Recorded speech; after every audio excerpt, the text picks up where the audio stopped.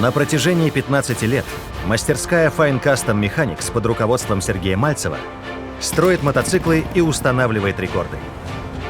Объединив опытных инженеров, механиков и бесстрашных пилотов, Сергей открывает новую главу в истории российских гонок и создает фестиваль скорости. То, что мы пытаемся сделать, это впервые в мире. Была цель 300, а смогли всего 246. Первые заезды показали, что людям страшно. Нахрен мы сюда вообще приехали?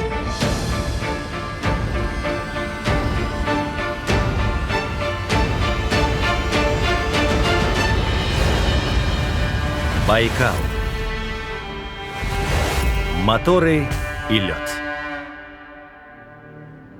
Испокон веков Байкал считается местом силы и особым энергетическим центром. Уфологи, эзотерики и шаманы со всего мира приезжают сюда, чтобы ощутить его животворящую энергию. Согласно легенде бурятского народа, сильнейшее землетрясение раскололо землю под ногами, а из трещины хлынул огонь. Люди взмолились богам о помощи. Огонь замер, и разлом наполнила ледяная вода. Каждую зиму Байкал промерзает на 1,5 метра, образуя ровное покрытие, которым решают воспользоваться энтузиасты скорости. Идея вообще заездов по льду Байкала, она родилась после того, как мы промчались по Бонневилю. И я этой идеей поделился со своим очень хорошим другом Димой Хитровым. На что он мне сказал, что: Серега, давай зафигарим мощный фестивальчик скорости, в рамках которого можно будет вообще самореализоваться всем нашим ребятам, спортсменам, кастомайзерам, где мы сможем вообще посмотреть, возможно ли вот эта вот история, аналогичная Бонневилю, у нас в стране. Сергей Мальцев, руководитель мастерской Fine Custom Mechanics, организатор фестиваля «Байкальская миля». Для участия в фестивале многие команды представляют мотоциклы и автомобили собственного производства. Команда Сергея будет строить сразу 2 мотоцикла на базе Урала, чтобы установить рекорд в классах с объемом двигателя 650 и 750 кубических сантиметров. Но построить мотоциклы – это только половина дела. Еще нужно успеть правильно организовать первый в России фестиваль скорости на льду. Сергей очень боится его проводить. Я, честно говоря, тоже. Все волнуются, я волнуюсь, Сергей волнуется, вся команда волнуется. Но это не потому, что мы что-то боимся, а это потому, что мы чувствуем свою ответственность. К нам приковано внимание всего, может быть, даже мирового гоночного мира, потому что мы хотим, чтобы после этого мероприятия, пробного, тизерного, к нам приехали все и смогли установить свой рекорд. А для этого все должно быть идеально. Дмитрий Хитров, организатор российских мотовыставок и фестивалей. Объехал на мотоцикле более 80 стран. Принимать участие в фестивале могут мотоциклы, автомобили, багги и другие транспортные средства с мотором. Впервые в истории гонок они встретятся на ледяной трассе, чтобы установить рекорды не только России, но и мира.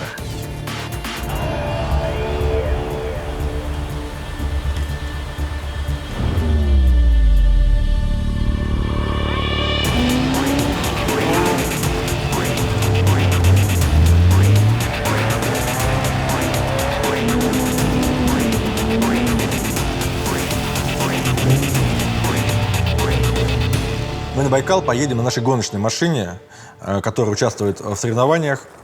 Эта машинка знаменита уже тем, что она участвует в Кубке России по ралли-рейдам, в Чемпионате России по ралли-рейдам. И уже вплотную подходим по скорости к мировым прототипам. Эдуард Мымрин, руководитель заводской команды F-Motorsport. Двухкратный бронзовый призер Кубка России по ралли-рейдам. Перед гонкой команда Эдуарда не стала увеличивать мощность. Ставку сделали на аэродинамику. Для достойного результата надо настроить подвеску, изменить форму крыши, лобового стекла и крыльев. Наш рекорд скорости, поставленный в 2013 году, устарел. Так как наши баги развиваются, то сразу стало интересно попробовать поставить новый рекорд скорости. И мы сейчас хотим выйти на скорость 180 км в час. Пока команда Сергея и Эдуарда готовятся к гонке, заявку на участие в фестивале оставляет весьма необычная для мотосообщества мастерская – «Гараж-13». Скажем так, девочек больше работает, чем мальчиков. Екатерина Аршинова, руководитель мотомастерской «Гараж-13», идейный вдохновитель, сварщик 6-го разряда. Мастерская «Гараж-13» строит кастомы и обслуживает итальянские мотоциклы. Дмитрий Хитров предлагает Екатерине стать пилотом в классе 1000 кубических сантиметров. Но команда никогда не участвовала в гонках. Он сказал: да ладно, не переживай, там будет скорая стоять. Я говорю: ну это в корне меняет дело, надо ехать. Вот. А коллегиально было решено коллективно о том, что я не поеду на мотоцикле. Механики впервые в жизни готовят мотоцикл к заездам по льду. Одной шипованной резины недостаточно. Как техника поведет себя на холоде, не знает никто. Ну, у нас нет опыта гонок. А ладно бы гонок по асфальту, тут гонки по льду. И я очень слабо себе на тот момент... Я и сейчас себе очень слабо представляю, что это будет и как это будет. Вообще этим всегда занимался муж. Это было его хобби, это было его увлечение, это была его жизнь. Мой муж погиб. И у меня изначально цель стояла просто закончить ту работу, которую он начал. И, наверное, закрыть это мероприятие, все, и свернуть. А потом затянуло. У меня был механик, который мне сказал: Кать, никто еще не родился с ключом в руке. А пилотом у нас было решено, что поедет тоже девочка. Это будет Ольга. Как самый молодой, самый бешеный человек. Семья пока не знает. Моя семья знает, что я работаю в гараже 13, что я ковыряю мотоциклы. То есть мама даже уже начинает радоваться, что я занимаюсь тем, чем мне нравится. А про Байкал я просто сейчас не рассказываю, просто не хочу, чтобы она очень сильно волновалась. Я ей об этом расскажу, только не знаю пока когда. Либо до отъезда туда, либо после. Никакого опыта на льду у меня не было. Очень пугают неровности, которые могут быть на трассе. Потому что шипы, которые у нас, они как предназначены только вот по прямой. Просто если какая-то кочка, будет неприятно. То есть поймаю воблинг, что все это может быть. Моя семья – это вот мотосемья. То есть были случаи, когда меня папа в садик возил на мотоцикле. По двору постоянно катал. А потом как-то утром я просыпаюсь, дома никого нет. Смотрю в окно, а там весь двор в людях. Короче, я оделась, выхожу. Смотрю, люди плачут. Думаю, может, так сильно разбился, что что-то серьезное случилось. Сначала прям не хотелось верить вообще в происходящее, но было понятно, что что-то с папой случилось. Потом меня перехватила бабушка и повела домой обратно. Дома все это рассказала. Я практически вообще не разговаривала. То есть вообще. То есть шок, потому что я всегда была с ним, и на работу ездила вместе с ним. Был человек и нет человека. Как-то так. Цели нету по скорости. Поедет она 50 км в час, это тоже будет неким результатом. Поедет она 150 км в час, это будет классный результат. Но есть стоп. 250 больше нельзя. Да, скорость. Нам нужна скорость.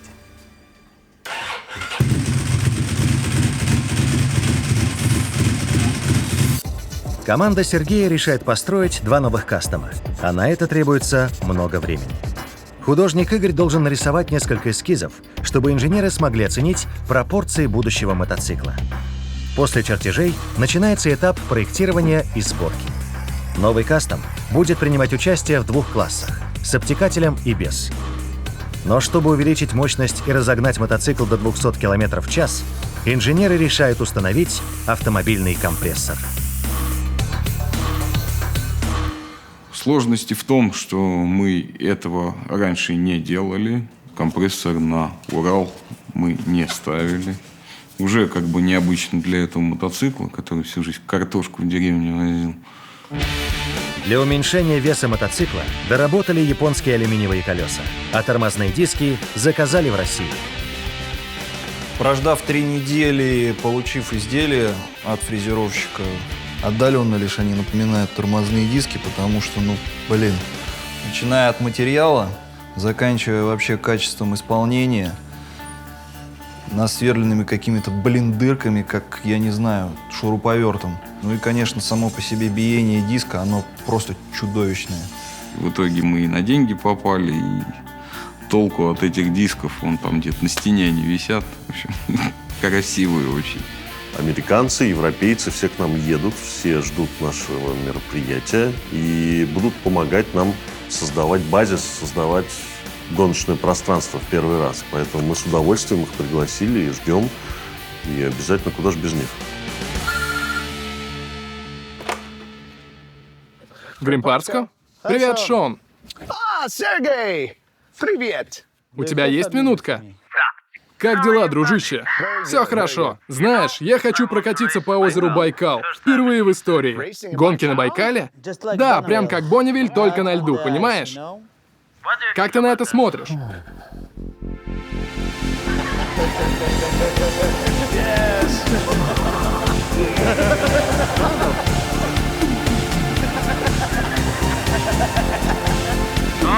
О, да, извини. Я планирую в марте. В марте? Да, ты за? Ты и Кэти. Да, мы там будем. Смотрите далее. Байкал не спешит замерзать, а в Москве уже проходят тестовые заезды на льду. Русские гонщики готовы посмотреть страху прямо в глаза. Если 200 проедем, будем пытаться проехать сразу 300. Вы что, ребят, сошли с ума? Мотоцикл Puncher CR получает первые результаты тестов.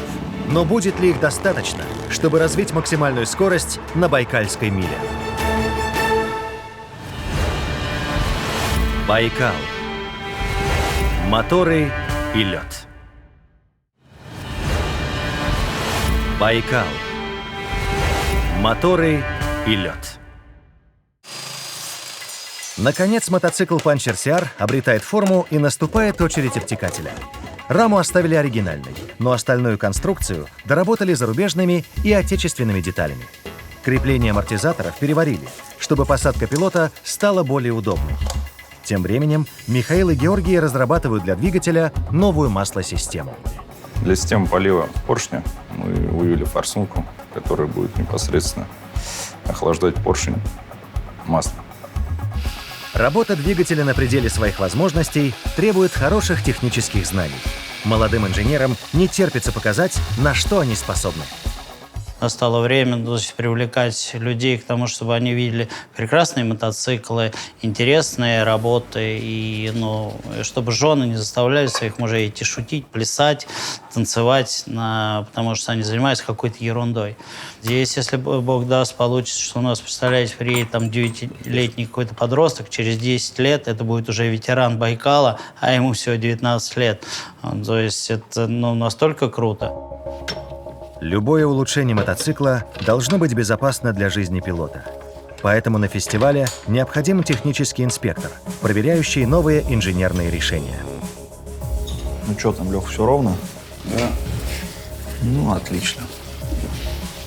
Шона мы пригласили как консультанта и человек, который будет нам помогать в правильности проведения инспекций, ведения судейства и станет неотъемлемой частью нашего такого мероприятия.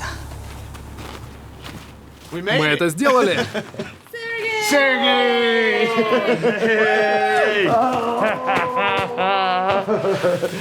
Рад видеть тебя, дружище. Теперь ты в моей мастерской. Это 9T моего друга, а это твой друг. А, да, взгляни. С него же все началось. Ну, для тебя и для нас. Да, это хороший байк. Это хороший байк. Когда Сергей решил установить рекорд скорости на соляном озере в Бонневиле, Шон помог команде исправить поломку легендарного мотоцикла Бонни. С тех пор кастомайзеров связывает многолетняя дружба.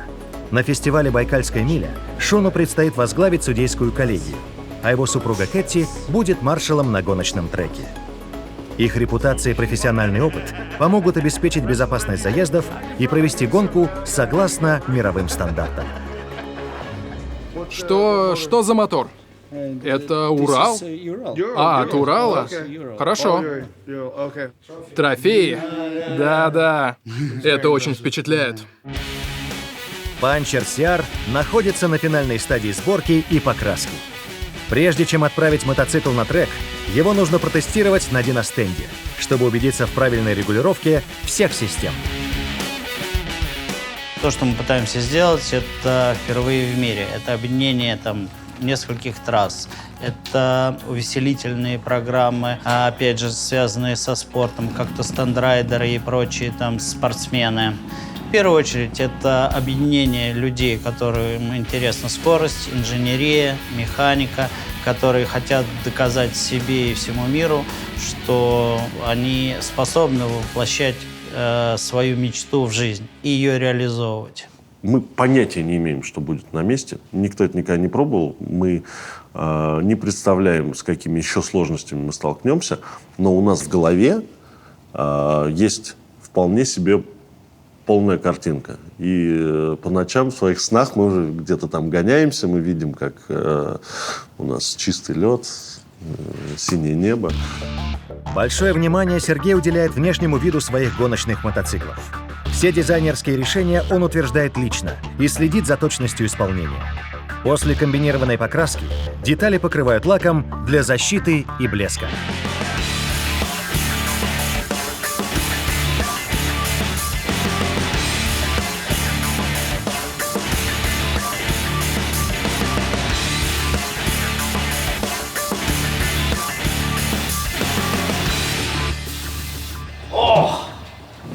Ты гений, спас. Крокодил. Перед отправкой мотоцикла на Байкальскую милю команда решает принять участие в легендарных гонках на озере Бонневиль. Чтобы отрегулировать мотоцикл, инженеры подготовили особенный диностенд и настроили его для считывания нужных параметров. Для страховки от перегрева двигателя механики придумывают систему охлаждения с 2 масляными радиаторами.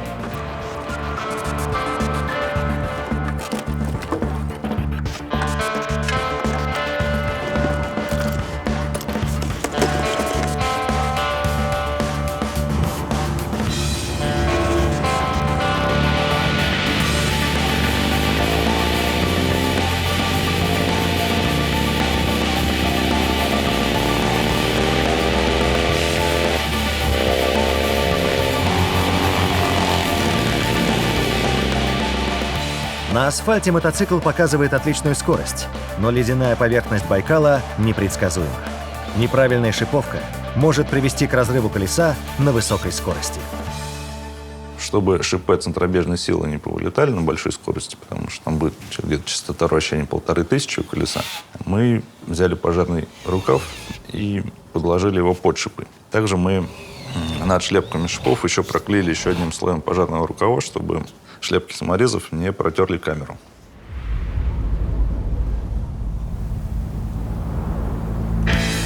Тесты на льду – это ответственный этап подготовки.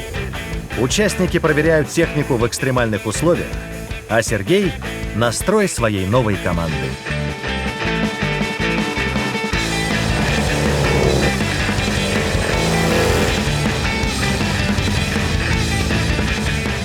Выводы после заезда сделает пилот и воспитанник мастерской Петр. Петя, собственно, ведет этот проект как бы человек понимающий и знающий, технически очень грамотно подкован. Я забыл просто по запаре одеть штаны. Термоштаны. То есть у меня штаны были на голые ноги одеты. И как-то на адреналине и на всем этом я там проехал, наверное, не знаю сколько, раз 7 туда-обратно. Мне даже жарко было. У меня просто тупо отмерзли кончики пальцев, и ноги у меня замерзли в летних мотоботах. Держак есть. Ведет себя стабильно, нормально. Единственное, что, конечно, мы мало. Хочется, раз сколько мы прочистили, еще столько же. Идет как по рельсам. Да не,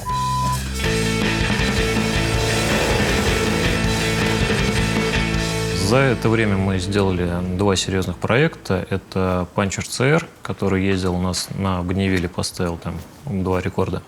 И новый проект Bonnet 3V, это мотоцикл с коляской, который мы готовим для Байкала. За основу мы взяли двигатель от современного Урала. В общем-то, мы все правильно сделали, потому что в первый же день у двигателя сначала сгорел блок инжектора, а потом сам двигатель 2 раза заклинил. Но разборка показала, что заклинил подшипник приличного вала в коробке. Это оказалось все гораздо проще. Разобрали, быстро поменяли подшипник. И после этого мотоцикл был готов к поездке на стенд. Изначально, когда мотоцикл у нас еще был в планах и с компрессором, мы рассчитывали на 200 км в час. Но без компрессора, скажем так, идеальная скорость была бы 180. Это такой high-performance, в общем, в Урале. То, к чему мы пришли. Раньше об этом мы даже не думали. А тут мы, в принципе, реализовали все свои наработки, которые когда-то были в голове. Тут мы их воплотили в жизнь. Аэродинамика сильно влияет на показатели скорости. Поэтому мотоциклу с коляской нужен большой и надежный обтекатель. Но времени на его изготовление нет. И команда заказывает готовый из Соединенных Штатов. Конечно, мы заказали, доверились там, что это американцы, что это там картинка, что все красиво. Оказалось, что он, конечно, очень хлипкий, он очень тонкий, он легкий, конечно, да, это в этом плюс. Но он мог бы быть, конечно, и потолще, и, соответственно, имел бы собственную какую-то форму, держался, грубо говоря, не был бы как тряпочка. И, соответственно, крепеж можно было бы сделать легче, элегантнее. Основная проблема — это время и качество изделия. Хотя изделие, в принципе, было не дешевым.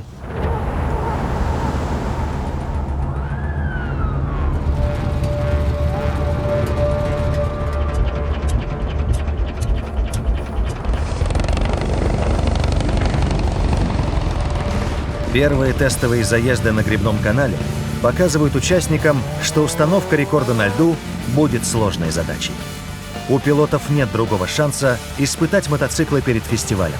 Но помимо организационных вопросов появляется проблема – теплая погода. Лед начинает таять, а шипованные колеса покрываются слоем мокрого снега. Сцепление с трассой становится слабым, не давая пилотам проехать дистанцию на максимальной скорости. Настроение участников меняется не в лучшую сторону. Мы же не для этой каши делали мотоцикл, да? Пока двухколесные буксуют, четырехколесные легко добиваются необходимой скорости.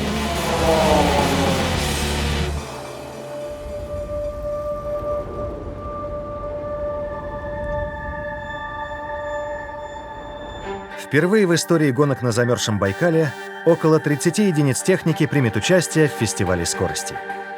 Но чтобы доставить весь транспорт из Москвы в целости и сохранности, нужно изрядно потрудиться.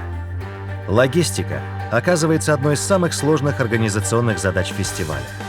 Технику и комплектующие необходимо разместить максимально компактно, чтобы уместить все в 2 грузовые машины – тентованную фуру и автовоз.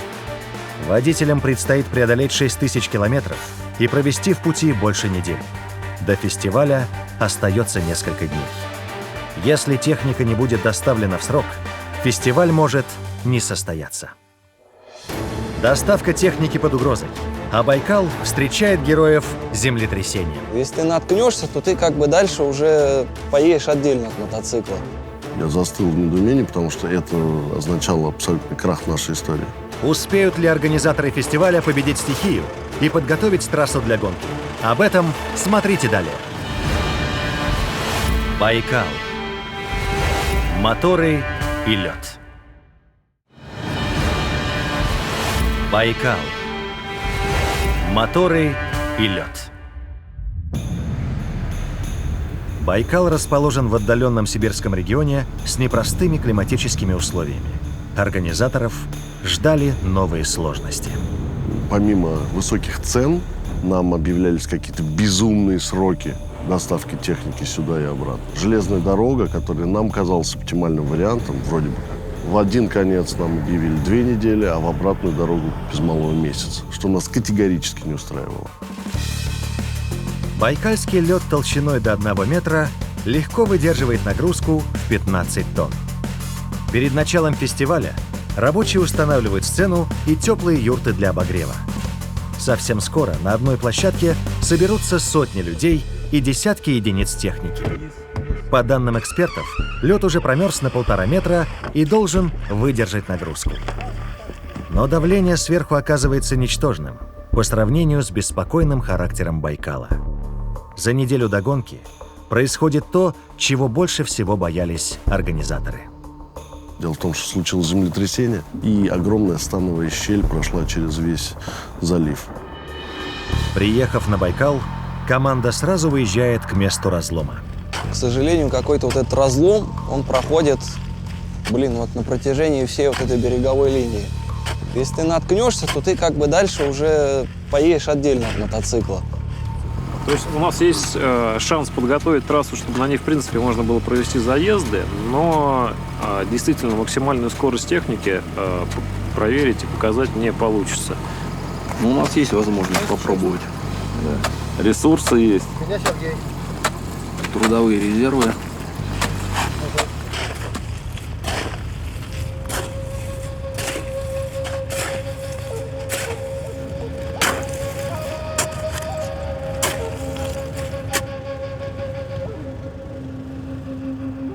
Я просто скрыл этот момент.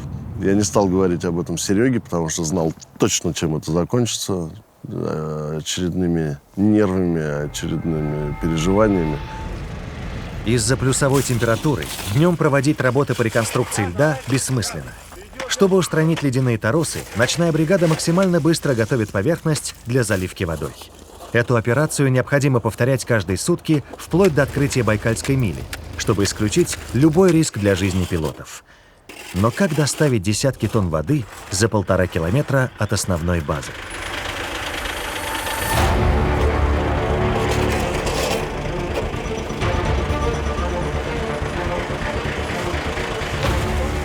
На помощь приходит пожарная машина, которая вмещает 2,5 тонны воды. Этого объема должно хватить, чтобы заполнить трещину, но по расчетам рабочих нужно пролить разлом не менее 10 раз.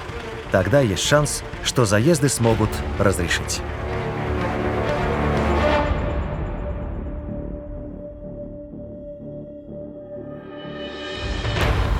Трещина на главном треке – серьезная проблема.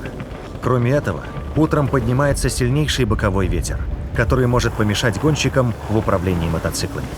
Помимо погодных условий, машина с техникой все еще не может добраться до фестиваля.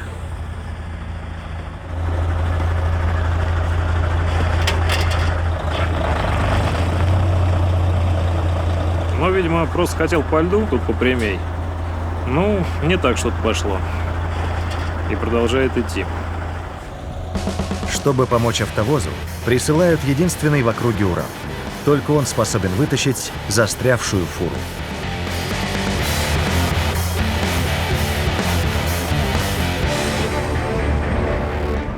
Привет, ребята. Эй, щеночек! Мы это сделали. Шон первый раз на Байкале. Он решает незамедлительно осмотреть трассу, ведь ему необходимо убедиться в абсолютной безопасности заездов. Вот черт! Здесь так ровно! Когда мы подъезжали сюда, было так... А тут так ровно! Не могу поверить, насколько прозрачный лед. Это трещина? Вот и там еще одна есть такая трещина. Ну, честно говоря, есть одна главная трещина, которая идет прямо вот отсюда и уходит вон туда, вдоль берега до дороги. Ну, это как соляные равнины. Да, я знаю. Но это намного круче, чем соль. Ты понимаешь, о чем я? Во время транспортировки коробы с мотоциклами стояли поперек движения и могли упасть. Но все обошлось. Ой, стой! Ты сейчас гордину вырвешь. Ты слушаешь или... Отведи чуть назад. Наконец, фура с мотоциклами почти разгружена. До фестиваля остается 2 дня, но автовоза по-прежнему нет на парковке.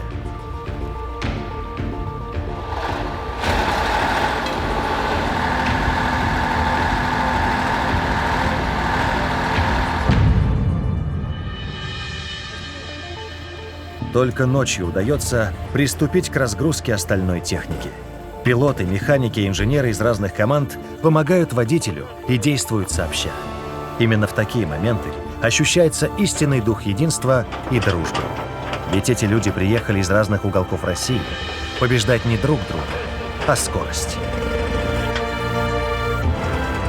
Водители оказались отличными мужиками, которые помогали нам во всем.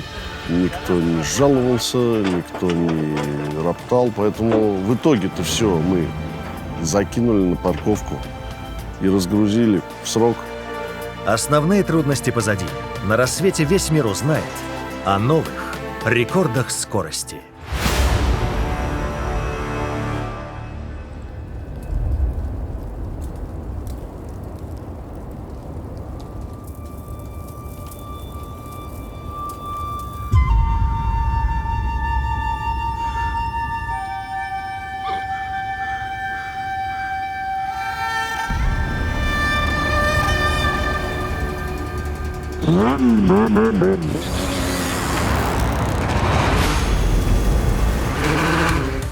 Заезды на Байкальской миле начинаются с технической инспекции. Если мотоцикл или автомобиль имеет недоработки, его не допускают в гонки. Безопасность участников всегда стоит на первом месте. Удачи, приятель! Поэтому на Шона возложена огромная ответственность. Он тщательно проверяет транспорт и экипировку пилотов. Что хорошо мы сделали, это прям наша там задумка, что это 1/8 миля, то есть люди проезжают, и мы после этого только даем допуск на длинную дистанцию. К каждому из них подошли Шон, Кетти и проверили, чтобы все было чин-чинарем, чтобы не было никаких утечек масла, бензина, чтобы все световые приборы были заклеены специальным тейпом. Одним из главных пунктов проверки является наличие аварийного отключения двигателя. Последними техническую инспекцию проходят команды «Гараж-13» и F-Motorsport. На поверхности ледяного Байкала гонщикам подготовили 2 трассы. Тренировочный трек на 1/8 мили и главный в 1 милю. Участники получают допуск на длинную дистанцию только после того, как преодолеют короткую.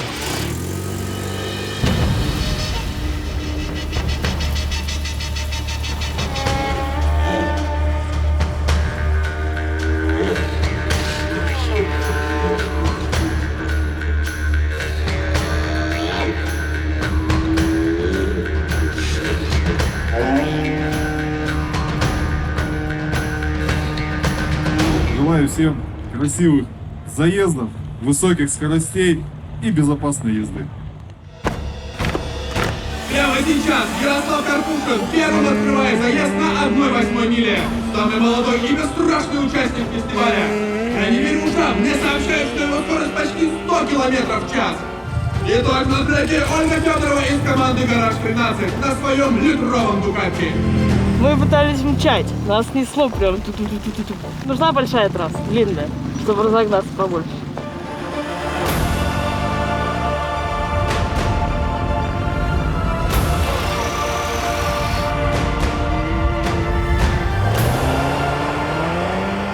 Ту площадку, которую мы продумали, она все мои ожидания превзошла. Мне это очень сильно понравилось, даже я немного испугался, что очень круто. Честно, ехал когда сюда, думала, ну, наверное, как-то у нас обычно бывает, первый раз. Сейчас как бы тухленько так все, там 3,5 колейки приедут. Ну, думаю, ладно, ребят, надо же поддержать. Это же все-таки такое правильное начинание. Когда я приехала, увидела, как тут все сделано, вот эти все баннеры, подиум. То есть реально получился классный фестиваль. Как организаторам фестиваля исправить трещину на 1 миле? В первый момент я почувствовал страх и ощущение, что все пропало, ничего не получится. Идея, граничащая с безумием и с отвагой. Байкал. Моторы и лед. Байкал. Моторы и лед. Всех пилотов собирают на месте разлома. У организаторов появляется идея, как исправить ситуацию с дистанцией. Почему бы не уменьшить ее в связи с случившимся на пару сотен метров? Это абсолютно решило бы все вопросы. Поэтому мы, абсолютно не моргнув глазом, перенесли вешку на 200 метров к линии старта, укоротив дистанцию. Глубина Байкала 1647 метров. Я думаю, что в дальнейшем наша Байкальская миля будет исчисляться именно такими измерениями.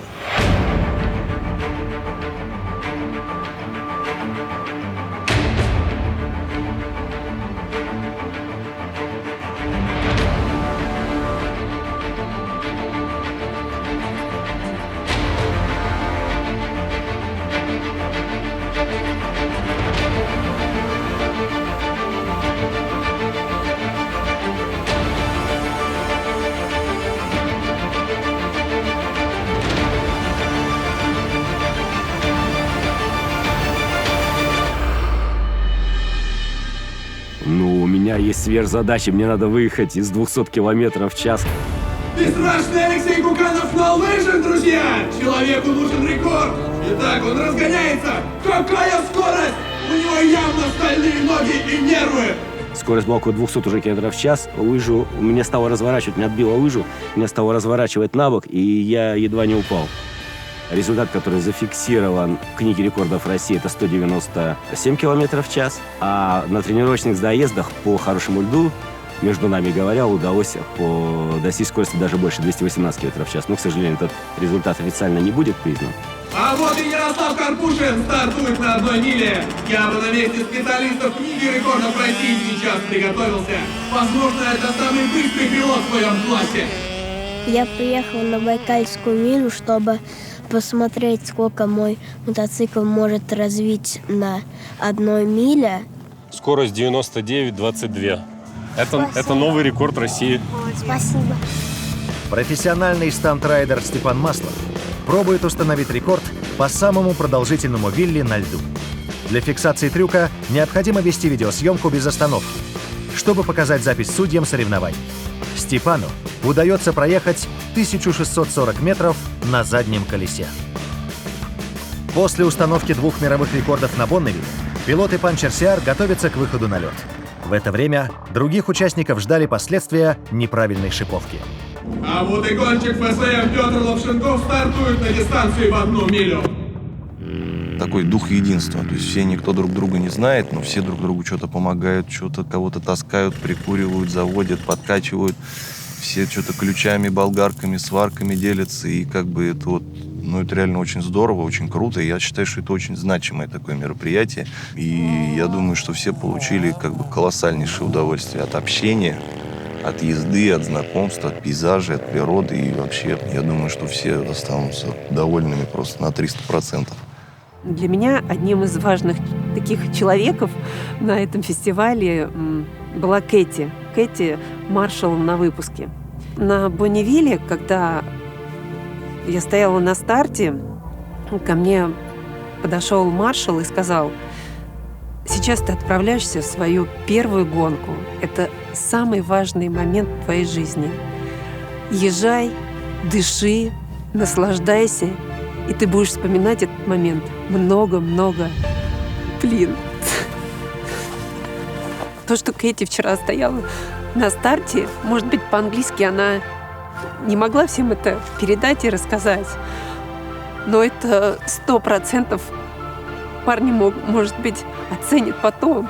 Вот эту улыбку Кэти, которая готова, давай, поехала. И ты отправляешься, ты отправляешься на эту милю, и ты видишь Кэти, да, она уходит, и все, и дальше дорога. И очень важно, кто тебя выпускает на трассу.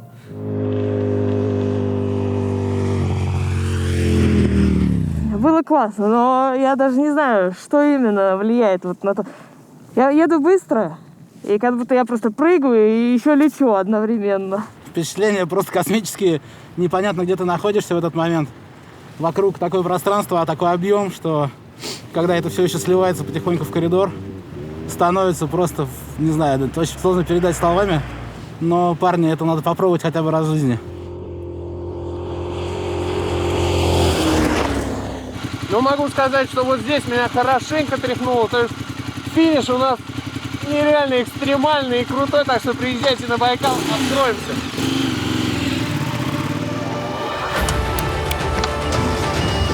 Итак, вторая попытка рекорда у Владимира Шенягина на байке. Давайте поддержим его бурными аплодисментами. На скоростях свыше 100 аэродинамика начинает играть очень большую роль, потому что сопротивление растет пропорционально.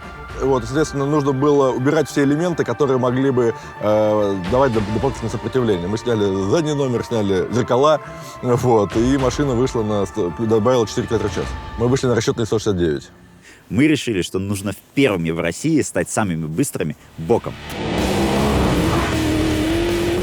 Вот первый заезд, когда я выехал и первый раз 200 проехал, было страшновато. Думаю, ого, интересно, вот когда 250 поедем, какие ощущения будут. А когда поехал 250, наоборот, сидел внутри и думал, давай быстрее, чё ж ты не разгоняешься. В общем, уже появилась обычная моя спортивная злость, никакого страха не было, был просто азарт и адреналин.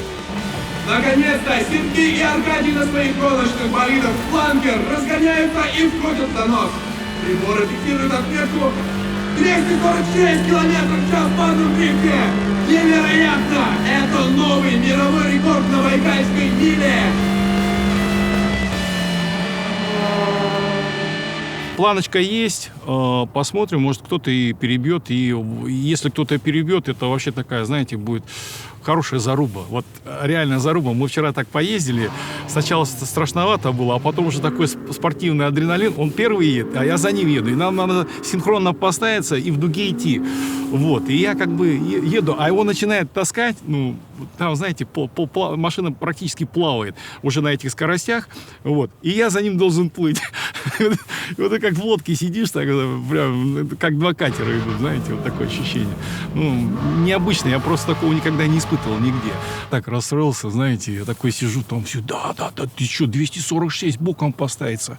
Ну вот, это, да. А мы как бы ставили задачу 300, знаете, так вот, в общем, ходили такие гордые, что 300 как дадим, а потом пусть догоняют все остальные.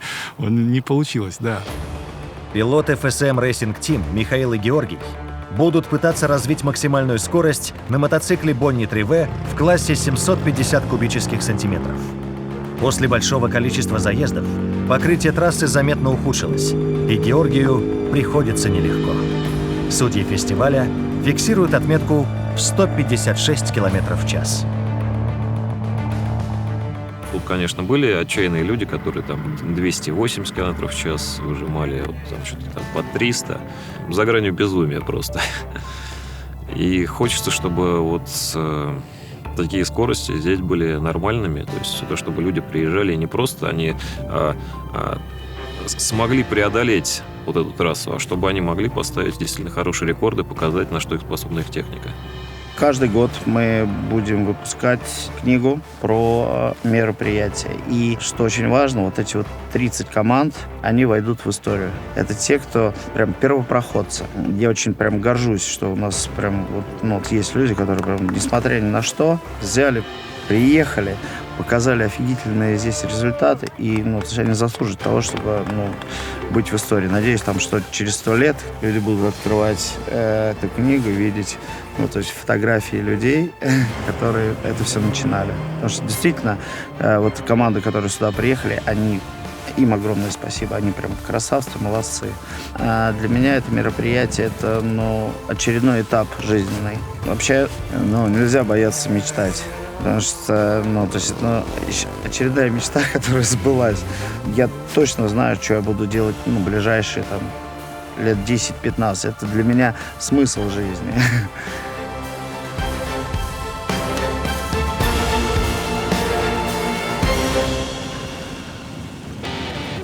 Более 20 гоночных команд со всей России создали настоящий праздник скорости на ледяной поверхности самого глубокого озера в мире. Фестиваль «Байкальская миля» навсегда запомнит имена первых гонщиков, открывших новую страницу в истории мирового мотоспорта. В следующем году здесь встретятся новые герои, чтобы воплотить свою мечту – бросить вызов страху и скорости.